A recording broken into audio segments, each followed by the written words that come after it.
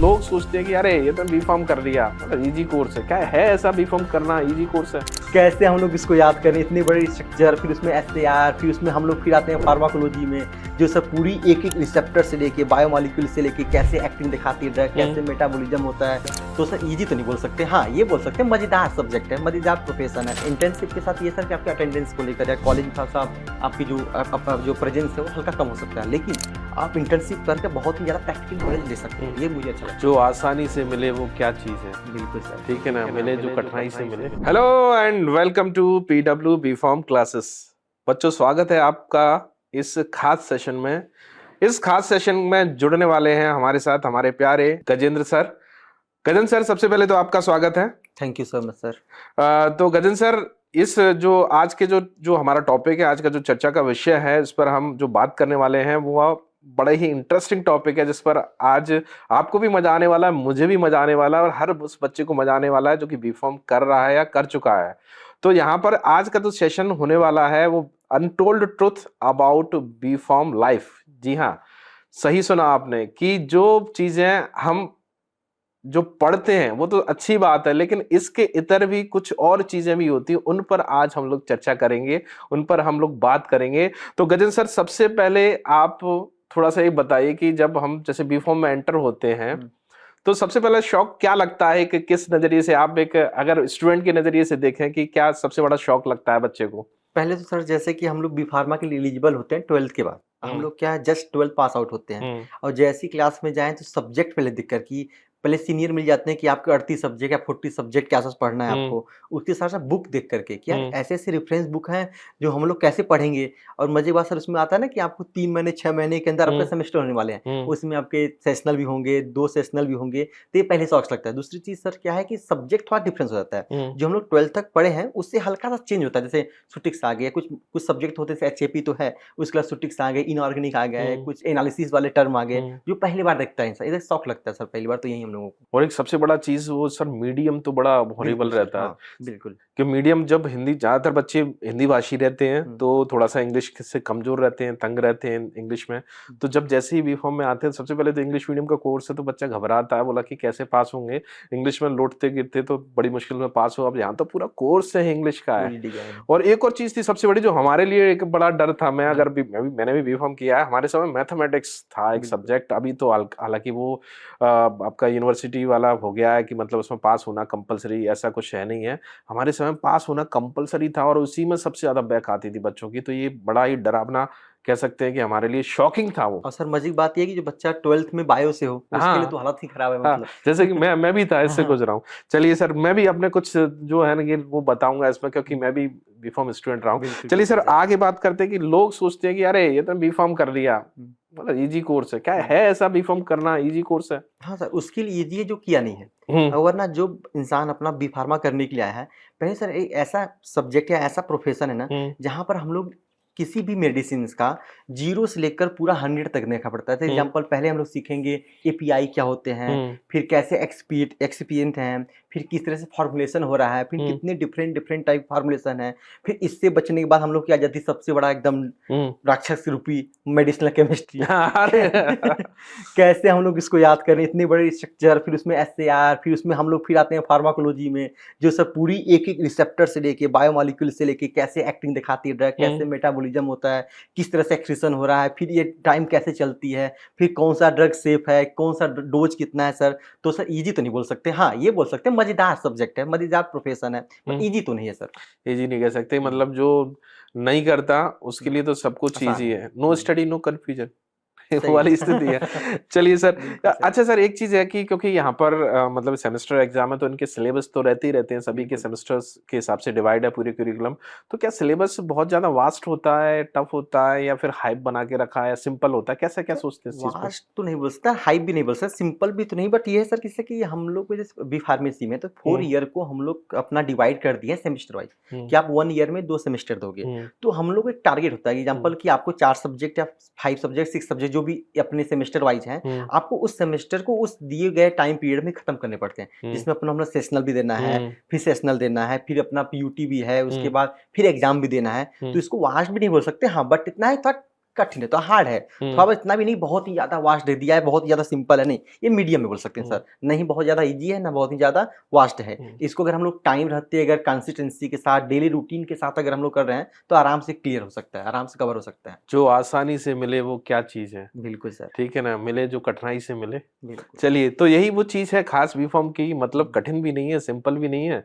तो चलिए सर, अच्छा एक चीज़ और होती है बड़ा, जो मेरे साथ भी हुआ है, मतलब मैं लैब और असाइनमेंट्स, अब कुछ बच्चे कह रहे होंगे सर क्या बोल पूछने वाले हैं इस चीज़ पर, और आप भी सोच रहे हो सर लैब और असाइनमेंट कई बच्चों के लिए क्या नाइटमेयर जैसे होते हैं कि बड़ा अच्छा ईज़ी वे में लैब तो लैब है, कुछ नहीं हल्के में लेना है, कुछ नहीं करना है, बहुत टफ क्या होता है नहीं, कुछ? टफ तो नहीं बोलते हैं सर, लैब तो इस तरह से काम करते हैं जैसे कि हम लोग बहुत सारे बच्चे ऐसे हैं ना, जो कि जैसे बी फॉर्म पास करेंगे उनको जाना पड़ेगा इंडस्ट्री में, जो इंडस्ट्री ज्वाइन कर रहे हैं उसमें कुछ ऐसे स्टूडेंट होंगे जो क्यूसी में गए, क्यूए में गए, आर&डी में गए, तो वो क्या अगर लैब में अपना परफॉर्म किए होंगे ना, अगर लैब में अपना टाइम दिए होंगे 3-3 4-4 घंटे खड़े होकर के, तो वहाँ पर वो मुसीबत नहीं आएगी, वहाँ पर वो अच्छे से डील कर सकते हैं। और असाइनमेंट सर इसलिए दिया जाता है ताकि बच्चा जो है फोकस रहता है, इंसान होता है ना कि अगर लिख कर पढ़े तो उसको और भी जल्दी आ जाता है, तो असाइनमेंट एक तरीका है बच्चों को और ईजी याद कराने का, और लैब तो इसलिए है सर ताकि और भी वो अच्छा परफॉर्म कर सके और वो प्रैक्टिकली नॉलेज ले सके, जो अपनी थियरी तो पढ़ा है बट प्रैक्टिकली और भी उसको नॉलेज मिल सके उस सब्जेक्ट वाइज, इसलिए सर तो ये है। बिल्कुल, बिल्कुल सर ने बहुत अच्छी बात कही,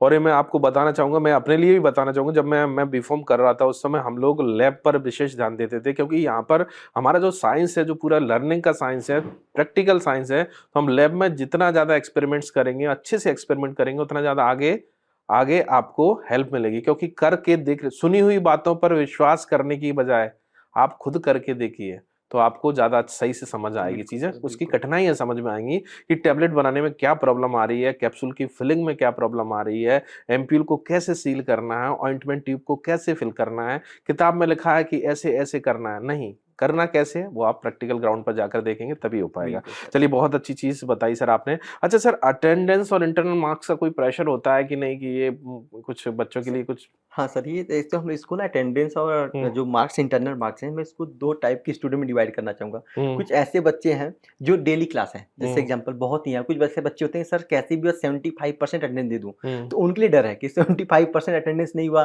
तो कॉलेज वाले फॉर्म नहीं भरने हुँ, देंगे, तो ये दिक्कत है। बट हाँ, बट अटेंडेंस इसलिए मैंडेटरी की गई है ताकि आप अगर आप एटलीस्ट क्लास में आओगे, 1 घंटे बैठोगे तो कुछ नहीं 10 से 15 मिनट तो देखोगे, ताकि जो लास्ट टाइम के सेमेस्टर में, जो लास्ट टाइम के एग्ज़ाम के टाइम पे आप हल्का-सा भी रिवाइज़ करो या हल्का-सा भी एफर्ट डालो, तो हुँ। आपको आसान हो सके। अटेंडेंस तो एक बहाना है आपके परफॉर्मेंस को और भी अच्छा करने के लिए। अच्छा मैं तो ये सर। मानता हूँ, इसको परफॉर्मेंस के रूप में मैं देखता हूँ।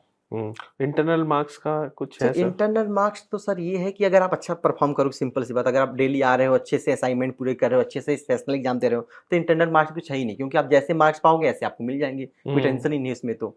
क्योंकि आपको जाना तो पड़ेगा, हुँ। भगवान के दर्शन करने तो मंदिर तो जाना बिल्कुल पड़ेगा। सर, बिल्कुल, मार्क्स बिल्कुल। तो बिल्कुल सही बात है, बिल्कुल फैक्ट बात है सर इसको। अच्छा सर, यहाँ पर एक चीज़ बड़ी होती है कि ग्रुप स्टडी और फ्रेंड सर्कल। हुँ। मैं इसको चीज़ों को दोनों को, क्या इन दोनों चीज़ों को आप अलग-अलग करके रखते हो कि एक तरफ फ्रेंड्स मिल गए तो मस्ती करनी हुँ। है, या फ्रेंड्स मिल गए तो ग्रुप स्टडी ग्रुप करनी है? तो स्टडी। क्या क्या प्रेफ़र करना चाहिए बच्चों को, और आप क्या करते थे सर? सर, मैं अगर जो मेरे ग्रुप थे, मतलब या तो मैं बोलता हूँ जो भी क्लासमेट थे, तो सर हम लोग इस तरह से करते थे कि मान लो पहले तो ग्रुप के स्टडी कैसे करें? ग्रुप स्टडी तो ऐसे नहीं कर सकते चलो ठीक है आप 2 बार तीसरा आ गया, नहीं। पहले कोई एक टॉपिक डिसाइड कर लें कि हम लोग कल इस टॉपिक पे बात करेंगे, डिस्कस करेंगे। हुँ, और 4 लोग पढ़े तो हो सकता है कुछ एक्स्ट्रा पढ़ा हो, कुछ कम पढ़ा हो, कुछ मीडियम में पढ़ के आया हो। हुँ, उससे ग्रुप स्टडी जब करते हैं ना, ग्रुप डिस्कशन भी जो उसमें हम लोग बोल सकते हैं, जब हम लोग ये सब करते हैं इसमें क्या है, lot of type of confusion या lot of type of question rise होता है कि अच्छा हुँ, ऐसे भी क्वेश्चन हो सकता है, अच्छा हुँ, ऐसे भी हो सकता है। दूसरी फ्रेंड, हाँ, वो फ्रेंड अपने अलग टाइम भी दे सकते हो। उस फ्रेंडशिप को एक टाइम के बाद अलग सकते हो, लेकिन जब हम लोग डिस्कशन या ग्रुप स्टडी की बात करें, तो अच्छे फोकस होने के साथ और मज़ा भी आता है सर, क्यों उसमें बोर नहीं हो सकते। आप कुछ भी बोर हो के क्वेश्चन पूछ सकते हो, आप कुछ भी हो डाउट क्रिएट कर सकते हो। अकेले पढ़ने में समझता मतलब बोर हो जाता है इंसान कि यार थोड़ा पढ़ा, अब नहीं आता, मन नहीं कर रहा है। बट 3-4 लोग होंगे ना, वो पढ़ते हुए देखेंगे ना, अरे यार मेरा दोस्त पढ़ा, मैं भी 10 मिनट और पढ़ता हूँ, क्योंकि ये उठ नहीं रहा है पढ़ने के लिए ना, ये बहुत ही अच्छा हेल्प करता है आपके पूरे सेमेस्टर के साथ-साथ, हुँ। आप भी आगे भी हेल्प करता रहता है सर ये। अच्छा सर, एक चीज़ बताइए, आजकल तो ये सोशल मीडिया का ज़माना, हमारे समय तो होता नहीं था ये हुँ। चीज़। रील्स बच्चों को बहुत बड़ी पसंद आती हैं, रील्स में अपनी रियल लाइफ़ को ही भूल जाते हैं हुँ, कई हुँ। बार। तो क्या सर रील्स कैसी बच्चों को देखनी चाहिए? अगर मान लो देखना चाहे, बच्चा बोला आदी है भई मैं रील तो देखूँगा, हाँ। मैं तो आदत है मुझे, तो मैं कैसी रील देखूँ? सर देखिए, हम जब बच्चा बी.फ़ार्म करने आ रहा है तो उसको सिंपल सी बात 2 टाइप के वो देख सकता है। पहला तो अगर वो अपने आप को एनर्जेटिक बनाना है, तो हुँ, हल्का-फुल्का मोटिवेशनल वीडियो, हुँ, थोड़ा-सा रील्स देख ले, कुछ हुँ, मोटिवेट हो जाए अपना। दूसरा चीज़ कर सकता है जो आपके सब्जेक्टिव आते हैं, कुछ टीचर के जो हुँ, 2-4 1-2 मिनट के जो हल्के से मिमिक्स टाइप या कुछ हुँ, ट्रिक टाइप के जो आते हैं, उनको देखना प्रेफ़र करें। जितना ज़्यादा हुँ। अपने आप को मोटिवेट करेंगे, जितना ज़्यादा मोटिवेटेड देखेंगे, वो इतना ही अपने आप को चार्ज पाएँगे और जितनी ज़्यादा चार्ज पाएँगे, अपनी एनर्जी अपने जो अपनी आउटपुट है, अपने पढ़ाई में लगा सकते हैं। तो इस टाइप की आपके रील्स को देखना चाहिए। अच्छा सर, ऐसे जैसे कि कई जगह मैंने सुना, पढ़ा भी, देखा भी और मेरे जो अनुभव हैं वो अलग हैं। हो सकता है कि बच्चों अभी जो बीकॉम कर रहे हैं उनका भी इस चीज़ से वास्ता नहीं पड़ा है। तो क्या जॉब अपॉर्च्युनिटीज़ और प्लेसमेंट्स हुँ। एक्सपेक्टेड के एक्सपेक्टेशन के अराउंड्स रहते हैं या फिर मतलब कहने के हाथी के दाँत कुछ और खाने के कुछ ऐसा तो नहीं? नहीं, नहीं सर। देखिए बी-फ़ार्म एक ऐसा प्रोफ़ेशन है जिसमें जॉब अपॉर्च्युनिटी बहुत है और इस हुँ, तरह बहुत डाइवर्सिटी है इसके अंदर। हुँ, आप किसी एक ही फ़िक्स में नहीं, जैसे एग्ज़ाम्पल आप एक सब्जेक्ट से नहीं आ सकते हुँ, क्योंकि आपने 4 साल में लॉट ऑफ सब्जेक्ट पढ़े हैं, बहुत सारे हुँ, सब्जेक्ट हैं, तो उस सब्जेक्ट के हिसाब से करियर भी है। हुँ, कोई इंडस्ट्री में जा सकता है, कोई आर-एन-डी में जा सकता है, एफ-एन-डी में जा सकता है, पी-एन-डी में कहीं भी जा सकता है। हुँ, उससे क्या है, उस हिसाब से उसको एक अच्छा बेसिक पे हुँ, जो आप बी-फ़ार्मा से जो अपना वो डिज़र्व कर रहा है, जो अपना उसका है अपना, हुँ, कि हाँ, इस पे अपनी हाइपोथेसिस बना के रखा हुँ, है। उस हिसाब से उसे जॉब मिलता है और जिस तरह से परफॉर्मेंस करता रहेगा, इन फ्यूचर और भी अच्छा उसको मिलता रहेगा। हुँ, अब विदेश भी जाना, हुँ। फॉरेन भी जाना, आराम से टूर करते हैं सर, कितने तो एग्ज़ाम्पल हम लोग देखते रहते हैं, बहुत सारे। अच्छा सर, एक चीज़ और है, एक टर्म आता है इंटर्नशिप। हुँ। क्या इंटर्नशिप करना ज़रूरी है? क्या रोल होते हैं इंटर्नशिप के और इंटर्नशिप के समय क्या-क्या कठिनाइयाँ आती हैं? थोड़ा-सा इस पे बताएँगे हाँ बच्चों सर, को? तो इंटर्नशिप का सर ये हम लोग क्या है स्टार्टिंग में तो हम लोग जब 6 सेमेस्टर के आस-पास पहुँचते हैं तो इंटर्नशिप करने आता है, ठीक है? हुँ, 3-2 महीने। इसमें सर क्या है जब हम लोग इंडस्ट्री में जाते हैं ना, तो एक्चुअली जो हम लोग जहाँ पर काम करना है एक्चुअली जो अभी फॉर्म के बाद जा रहे हो, अब वो जब पहले जाओगे तो आपको समझ में आएगा डिफरेंस क्या है। तो हुँ, कॉलेज में आपको बताया जा रहा है कि इस तरीके से करना है, बट आप वो एक्चुअली जब देखोगे ना उस इंडस्ट्री को या उस मशीनों को जैसे आपने प्रैक्टिकल ग्राउंड पे जैसे आएँगे। हम लोग हाँ, अपने हमारे कॉलेज में बॉल में हुँ, छोटा-सा, जब हम हुँ, लोग देखेंगे अच्छा इतनी बड़ी-बड़ी मिल होती हैं, हुँ, अच्छा पंचिंग मशीन इतनी बड़ी-बड़ी होती है, इसकी हुँ, कैपेसिटी इतनी है, तो क्यूरियोसिटी के साथ-साथ और भी इच्छाएँ बनती है और नॉलेज के साथ उसके साथ-साथ क्या है एक अपना फ़ोकस होता है कि नहीं मुझे इस तरह से करना है, हुँ, तो मुझे और कितना मेहनत करना है। और उसके साथ इंटर्नशिप के साथ ये सर कि आपके अटेंडेंस को लेकर या कॉलेज में थोड़ा-सा आपकी जो जो प्रेज़ेंस है वो हल्का कम हो सकता है। लेकिन आप इंटर्नशिप करके बहुत ही ज़्यादा प्रैक्टिकल नॉलेज ले सकते हो। हुँ। ये मुझे अच्छा लगता है सर। लेकिन एडवांटेज देते हैं, कॉलेज वाले हुँ। एडवांटेज देते हैं। मुझे हाँ। जहाँ तक लगा इंटर्नशिप के लिए जाते हैं तो आपको उस समय रिलैक्सेशन हाँ, दिया हाँ। जाता है जहाँ तक है हुँ। और थोड़ा-सा इकोनॉमिकली थोड़ा-सा पैसा खर्च करना पड़ता है इंटर्नशिप के बिल्कुल, लिए। हो बिल्कुल। सकता है कि कई जगह फ्री भी कराते हैं, कुछ हुँ। जगह पे तो थोड़ा-सा रहता है मेंटल प्रेशर, पैसा भी खर्च हो रहा है, थोड़ा बिल्कुल, समय भी लगा बट सीखने को बहुत मिलता है। तो बिल्कुल, मैं तो यही कहूँगा बच्चों से कि इंटर्नशिप करना चाहिए, टूर करना चाहिए, इंडस्ट्रियल टूर करना चाहिए। बिल्कुल। अच्छा सर, यहाँ पर एक बड़ी बात होती है कि टॉपर्स और एवरेज स्टूडेंट दोनों की जर्नी साथ शुरू होती है बिफोर में बिल्कुल, एडमिशन लिए। बिल्कुल। तो क्या वो टॉपर टॉपर ही बना रहता है और एवरेज स्टूडेंट एवरेज ही बना रहता है, कुछ चेंजेस होते हैं? नहीं सर, मैं इसको मिथ मानता हूँ, हुँ, क्योंकि मुझे इतना पता है सबकी 1400 सीसी की ब्रेन है। हुँ, वो किसी कम किसी की ज़्यादा तो है नहीं। हुँ, आप जब बी फ़ार्म में एडमिशन लिए थे ना, मान लो हुँ, 100 बच्चे लिए, तो हुँ, 100 बच्चों के पास ब्रेन तो उतना ही है। बट अंतर एक होता है कि कोई इंसान अपने आप को कंसिस्टेंसी कितना हुँ, दे पाया, वो हुँ, अपने आप को अपने पाथ पर कितना कब तक टिक पा रहा है। हुँ, और टॉपर और फेलियर या तो डल हुँ, बच्चों की बात करूँ या जो अपने बेचारे नहीं कर पा रहे हैं, एक ही डिफरेंस सर, वो है कंसिस्टेंसी हुँ, और एक अपने आप को जो मोटिवेट नहीं कर पाते। हुँ, अगर अपने आप को एक पाथ पे अपने गोल को डिसाइड नहीं कर पाओगे, तभी आप या तो वीक बच्चों में आओगे या तो डल बच्चों में। अदरवाइज़ अगर अपने आप फ़ोकस हो, अगर आपको प्लानिंग है कि हाँ, मुझे करना क्या है? जिस दिन बच्चों को मालूम चल जाए ना मैं आया किस लिए हूँ और मैं करने वाला क्या हूँ? अगर 2 चीज़ क्लियर है उनके, हुँ, तो हमेशा टॉप करेंगे। हुँ, हाँ, ये पता नहीं कुछ बच्चे हो सकते हैं एक बार टॉप किए दूसरी बार वो पीछे रैंक आ जाए, कोई दिक्कत नहीं होती चढ़ती है, 8 हुँ, सेमेस्टर है ना, तो कभी आप तो कभी हो और कॉम्पिटिशन हमेशा होना चाहिए। हुँ, जब तक आप कॉम्पिटिशन नहीं करोगे हम हुँ, ठीक है, मैं मानता हूँ कंपेयर करना बेकार है, बट कॉम्पिटिशन एक पॉजिटिव कॉम्पिटिशन तो बराबर हुँ, रखो। जितनी ज़्यादा कॉम्पिटिशन रखोगी, उतनी आप अपने आप को और भी अपने जो मेमोरी इनफाइनाइट मेगा पिक्चर जो अपनी मेमोरी हुँ, है, इसको और भी बूस्ट कर सकते उसके हैं। तो ये अच्छा होना चाहिए sir. Struggle of existence, hmm, survival of fittest. बिल्कुल तो सर। ये हमेशा कंपटीशन हमेशा चलता रहता है लाइफ में, हुँ, अपनों के बीच या कॉलेज में चलता रहता है लेकिन हेल्दी रहना चाहिए, सब कुछ बिल्कुल। बढ़िया, अपने लिए और बेहतर से बेहतर की तलाश कर। मतलब अगर आज आपको मिल गया जो चीज़, आप कल और उससे बेहतर करना है, पीछे नहीं चलना है हमें। हुँ, अच्छा सर, एक चीज़ बड़ा एक थोड़ा-सा अलग क्वेश्चन है, हाँ, अगर हाँ। आपको टाइम मशीन में बिठा दिया जाए, हुँ, तो क्या आप फिर से अपने बीकॉम क्लास में जाना चाहेंगे? बिल्कुल सर, सबका होता है क्यों सर। सर? क्यों जाना क्योंकि चाहेंगे? सर आप ना बी-फ़ार्म एक्चुअली क्या है ना हम लोग जो पल जी चुके होते हैं हुँ, सिंपल सी बात। तो वो पल में कुछ ऐसी चीज़ें होती हैं, जैसे लगता है ना, अगर अगर हम उस टाइम पे वहाँ पर होते बहुत कुछ करेक्ट कर सकते हैं या बहुत कुछ ये यहाँ से बच सकते हैं। पहले सर पहला दिन कोई नहीं भूलता। आप जो पहले दिन क्लास में जाते हो अपना, जैसे अब मान लो अब सिटी चेंज हुआ है तो और भी अलग है। फिर पहले दिन जो आप बच्चों से दोस्ती करना, ये तो कितना मज़ा आता है कि पहली बार आप देख रहे हो कि आपके जैसा बच्चे 100 बच्चे हैं, बट आप 100 बच्चों से नहीं मिलते, 2-3 बच्चे से मिलना, फिर दोस्ती करना, फिर जैसे-जैसे सेमेस्टर आना, फिर उसका एक प्रेशर आना, फिर एक अच्छा रिजल्ट आना, फिर एक मोटिवेट करना, सर तो बहुत मज़ा आता है। Sir college life is the best life हम लोग बोलते हैं, जो कॉलेज में मज़ा आ गया वो कहीं और मज़ा आता ही नहीं सर। जो फर्स्ट ईयर में जो रहता है जब बिल्कुल। इंट्रोड्यूस होते हैं, मैं भी उसमें थोड़ा-सा बोलना चाहूँगा सर, क्योंकि हाँ। ये क्वेश्चन आपसे पूछा लेकिन मैं खुद भी हुँ। बताना चाहूँगा। मैं तो बिल्कुल जाना चाहूँगा, आज अपने दोस्तों से उसी फ़ेज़ में जाकर मिलना चाहूँगा हुँ। और जो हम लोगों की एक सो कॉल्ड रैगिंग होती थी, उसको अब फिर तो से बंद ही फ़ील हो कर गया ये। फिर उससे फ़ील करना अब तो बंद हो चुकी है, उसको भी फ़ील करना चाहूँगा, उसमें हुँ। बड़ा मज़ा आता था। वो हुँ। रैगिंग नहीं थी, जस्ट इंट्रोडक्शन था, हुँ। उसको अलग वे में लोग बाग प्रेज़ेंट हुँ। करते थे। बट वो बहुत अच्छा था और वो बड़ा इंटरेस्टिंग फ़ेज़ था। वो लाइफ़ को जो आपने बी.कॉम में जो 4 साल जो गुज़ारे हैं, वो लाइफ़ के सबसे अनमोल और कीमती समय है आपका। बिल्कुल सर। उसको आप लाइफ़ लॉन्ग याद रखेंगे, इससे बहुत कुछ सीखेंगे। सीखने से ध्यान आया सर, एक जाते-जाते एक क्वेश्चन कि आपने बी.कॉम करने के बाद अल्टीमेट आपने का लेसन क्या सीखा है इससे? बी फार्म के साथ मैंने 2 लेसन, पहला है डेडिकेट होना पड़ेगा हुँ, अपने आप को। दूसरा चीज़ सर है कि आपको अपने आप के गोल को डिफाइन करना, हुँ, कि जैसे एग्ज़ाम्पल हम लोग एग्ज़ाम्पल देखें कि अगर हम लोग एक ड्रग है, हुँ, अगर हम लोग अपने ड्रग मॉलिक्यूल माने, अगर ड्रग की एक लिमिट है, अगर वो अपने रेंज में दी जाए ना सर, तो बहुत अच्छा इफ़ेक्ट दिखाता है। हुँ, वहीं ड्रग है, अगर उसकी रेंज बढ़ा दी, उसकी डोज़ बढ़ा देना, वो टॉक्सिक इफ़ेक्ट दिखाता है। हुँ। तो अपने आप को बैलेंस करना, अपने आप को बैलेंस के साथ ले जाना, ये बहुत थेरेपेटिक रेंज में इम्पोर्टेंट है। रखना है। अपने रैंक, अगर एमएससी के ऊपर गया, फिर हाँ, टॉक्सिसिटी इफ़ेक्ट आएगा। हाँ। तो इससे बचा के रखना है अपने आप को ये सर। तो आपने मतलब फार्मा के बच्चों को फार्मा की भाषा में ही जवाब दिया। बिल्कुल बहुत अच्छे सर। सर।